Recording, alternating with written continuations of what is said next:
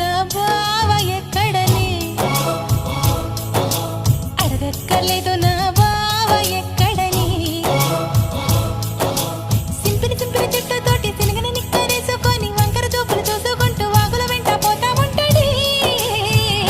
వాడే నా బావంటే వాడే నా బావంటే వాడే నా బావంటే వాడే నా బావంటే చెప్పక్కర్లేదు నా మరదలు ఎక్కడని అడగక్కర్లేదు నా మరదలు ఎక్కడని